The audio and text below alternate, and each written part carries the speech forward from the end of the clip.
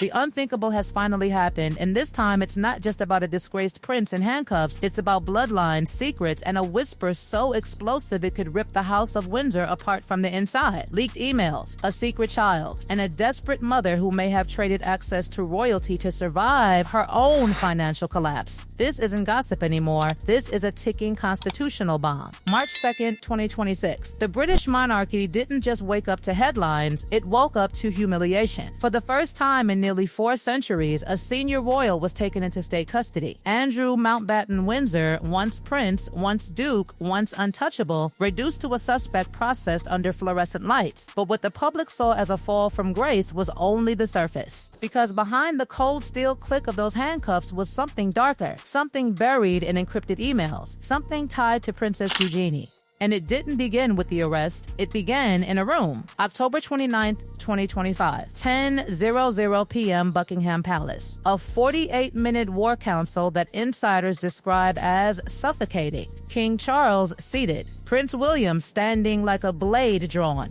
Princess Anne watching, silent, surgical. William leaned in and delivered the line that cracked the dynasty's spine: if he stays, the crown dies with you. This wasn't family drama, this was institutional survival. Charles hesitated, a brother torn between blood and throne. But William came armed, a dossier, encrypted email chains, financial trails, names, dates, transfers. By 10:48 p.m., the crown immunity waiver was signed. Andrew was no longer shielded. He was exposed. The next morning at 8:14 a.m., Royal Lodge gates opened not for a royal convoy, but for the Metropolitan Police. 12 silent minutes, no sirens, no warning. At 8:22 a.m., as officers informed Andrew of his rights, he reached for his phone. One call. To William. It rang for 20 seconds. No answer. And just like that, the heir to the throne let the past collapse behind him. But why now? Why risk detonating the monarchy? Because the emails didn't just implicate Andrew, they revealed a web. And at the center of that web was Sarah Ferguson and a financial trail that refuses to die. Princess Anne, the enforcer, had been tracking discrepancies for months. Early 2024, Royal Lodge maintenance funds short by exactly $2,150,000. Andrew claimed investments and followed the wires. 3 show companies, a hush money installment, a known associate of Jeffrey Epstein, public funds, taxpayer money, diverted. That discovery became Internal Memo 44 read, Andrew officially labeled a liability to national interest. We cut him out or we all go down. That wasn't a suggestion. That was a sentence. When investigators entered the Royal Lodge library, they were directed to a 19th century portrait on the north wall. Behind it, a safe, 6 digits. Princess Anne handed over the combination herself. Inside, currency, yes, but more damning, a handwritten ledger. Dates, favors, foreign entities who paid for proximity to power, access to Britain's inner sanctum sold through charm and entitlement. And then came Sarah. For years, she was framed as the loyal ex-wife, living under the same roof for the sake of the children. But documents unsealed by the U.S. Department of Justice confirmed she accepted exactly $15,000 from Jeffrey Epstein. On paper, small change. In reality, a hook, a signal, a door opening. It didn't stop there. In 2011, while Britain staggered through economic recovery, Sarah allegedly brokered a meeting between Andrew and a Kazakh billionaire. Commission, $4,500,000. Not wired transparently. Funneled through offshore accounts in the British Virgin Islands. The mechanism was simple and devastating. Debt, bait, influence, payoff. Andrew's smooth property deals opened diplomatic doors. The York lifestyle stayed gilded while the monarchy's integrity quietly eroded. At 2:15 a.m. last Thursday, Sarah was seen leaving a high-security Mayfair residence alone, clutching a red briefcase. That address? Linked to a former Epstein legal associate. Sources believe the case contained original 2011 email printouts. One line stands out like a scar: "We are in this together. Together." And that's when investigators noticed something that shifts this from corruption to generational damage. Suspicious gifts, transfers, accounts linked not to Andrew or Sarah, but to Princess Beatrice, Princess Eugenie. Were they shields, unwitting buffers in a laundering mechanism, or something more? This is where the leaked emails ignite the rumor no palace aid can extinguish. A specific correspondence referencing discretion, family protection, and medical arrangements tied to a timeline that overlaps with Epstein's movements in 2001. A date that does not align with Andrew's now infamous Pizza Express alibi. A date placing him exactly where he swore he never was. And hidden within those exchanges is a phrase that investigators are dissecting word by word: E's future secured. Who is E?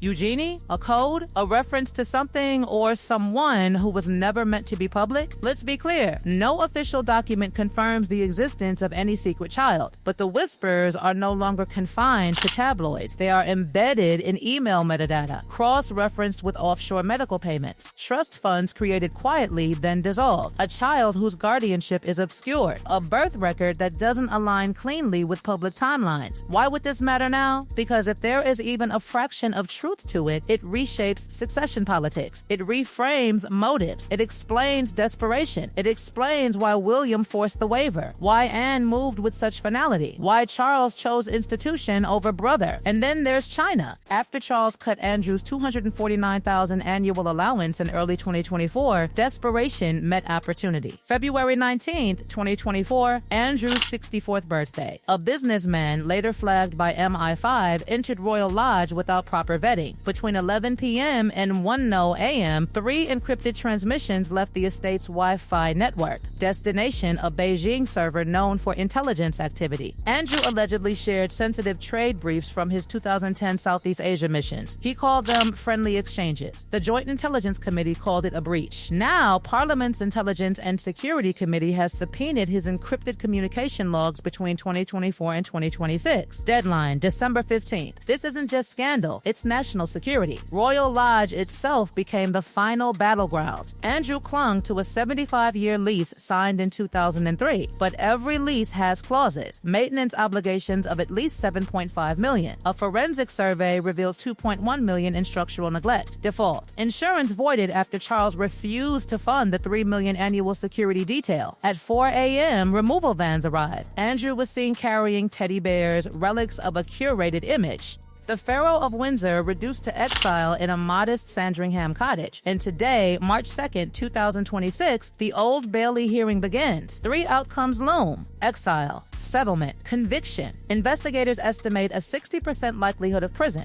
Meanwhile, legislation is being fast-tracked. The Succession Removal of Disgraced Members Act, a surgical amputation of Andrew from the line of succession. But inside a high-security holding room, Andrew isn't just thinking about prison. He's thinking about leverage. Because a document recovered from a safe in the U.S. Virgin Islands, once thought emptied after Epstein's death, bears his signature next to that haunting 2001 date, a date that cracks his sworn testimony. The fear inside Buckingham Palace isn't only about Andrew's guilt, it's about who else's name might surface. Because a man with nothing left to lose becomes unpredictable. And if those leaked emails truly hint at something involving Princess Eugenie, whether financial shielding, coded language, or a secret never meant to see daylight, then this is no longer one man's disgrace. It is a dynasty under siege. The monarchy survives by consuming its own when necessary. Andrew learned that the hard way. But if he falls, he won't fall quietly. And if there is even a sliver of truth to the rumor of a hidden child entangled in Epstein's shadow, then the House of Windsor isn't just fighting scandal, it's fighting extinction. The courtroom doors at the Old Bailey didn't just open, they creaked like the entrance to a vault that had been sealed for decades. And when Andrew Mountbatten Windsor stepped inside as a private citizen, stripped of rank and ritual, something else entered with him. Fear. Not the fear of prison, not even the fear of public humiliation, but the fear that the emails would be read out loud, word for word, date by date, name by name. Because once digital ink hits open court, there is no crown strong enough to push it back. By mid-morning, legal teams were already circling a particular folder flagged during the forensic audit of Royal Lodge's encrypted server. The folder name was innocuous: E-Archive. Inside, dozens of exchanges stretching back to the early 2000s. Among them, a chain referencing private arrangements, security of lineage, and one line that has sent palace strategists into quiet cardiac arrest. No press, no registry. Family only. What does that mean? A private ceremony? A financial instrument? Or something biological? Investigators aren't speculating publicly, but internally, sources say the phrase security of lineage triggered an immediate cross-check against trust accounts set up between 2002 and 2004. One of those accounts, opened in an offshore structure in the Channel Islands, was seeded with an amount just under reporting thresholds. The beneficiary field? Initial only. E. Now here's where the ground gets unstable. Around the same period, there are medical billing transfers routed through a private clinic network tied to Epstein's social orbit. No public birth announcement. No royal bulletin. No baptism photograph in the chapel at Windsor, but there are records of travel, of a senior royal quietly crossing the Atlantic twice in 2001 online under the pretext of trade advocacy. And there is a document recovered from that U.S. Virgin Islands safe bearing Andrew's signature on a date that shatters his Pizza Express defense. That date. It keeps resurfacing like a ghost that refuses to stay buried. Inside Buckingham Palace, the atmosphere has shifted from damage control to containment. King Charles is said to have convened a midnight consultation with constitutional advisors, not about Andrew's sentencing exposure, but about succession optics. Because if even a rumor solidifies into evidence suggesting a concealed bloodline issue involving Princess Eugenie, the implications ripple forward, not backward.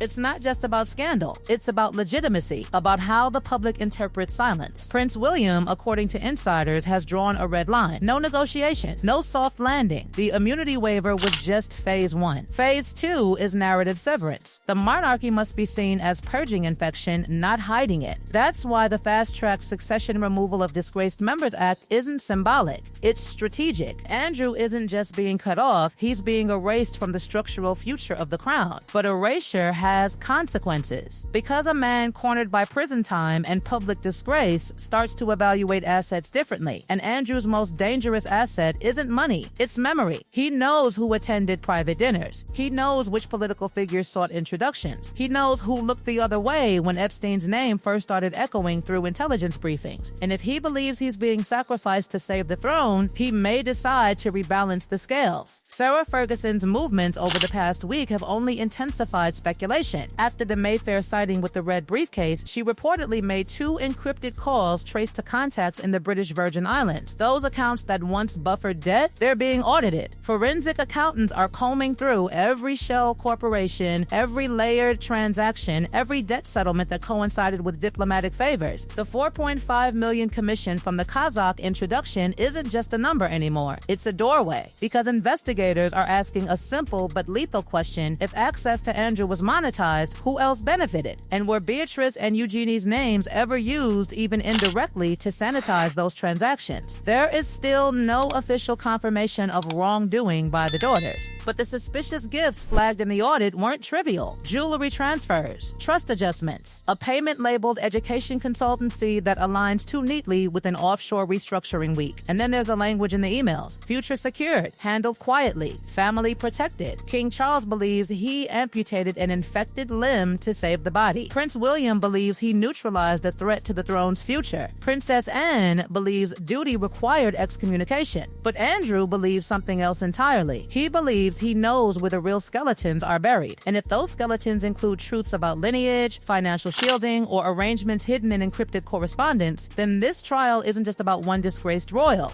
It's about whether the House of Windsor can survive the truth once it stops being whispered and starts being entered into the record. The war isn't over. It has only moved from palace corridors to courtroom transcripts. And once those transcripts are public, there is no going back. There is no going back. There is no going back. There is no